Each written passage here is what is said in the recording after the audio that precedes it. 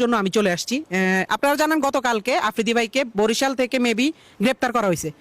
তো আমি গতকালকে না লাস্ট কয়েকদিন যাবত একটা জিনিস শুধু দেখতেছি যে আফ্রিদি ভাইয়ের জন্য যখন ইয়া জারি হয়েছে যে ওনাকে 28 ঘন্টার ভিতরে গ্রেপ্তার করতে হবে বা 48 ঘন্টার ভিতরে গ্রেপ্তার করতে হবে, সব কিছুর মধ্যে শুধু আপনারা আমাকে ঢুকাই দিতেছেন ওনার সাথে।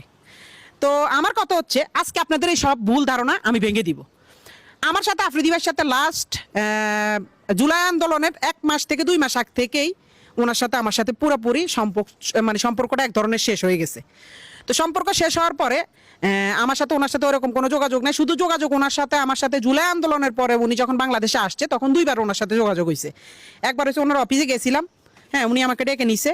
আচ্ছা ওইটা আপনারা ইনশাল্লাহ ওইটার সম্পর্ক আপনারা জানতে পারবেন। এই ছাড়া আরেকবার দেখা হয়েছে ওনার জন্মদিনের দিন, এই ছাড়া আর ওনার সাথে আমার কোনো ধরনের যোগাযোগ নেই, কোনো ধরনের দেখা সাক্ষাৎ নেই। কিন্তু আজকে আমি নিউজ ফিডে ঢুকতে পারতেছি না, আমার পরিবারের উপরে চাপ আসতেছে, আমার উপরে বিভিন্ন ধরনের চাপ আসতেছে যে আমি নাকি তৌহিদ আফ্রিদিকে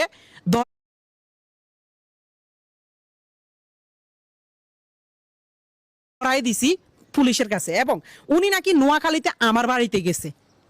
ভাই আমি নিজে তো জানি না আমার বাড়িতে উনি গেছে। আর এটা যদি আপনার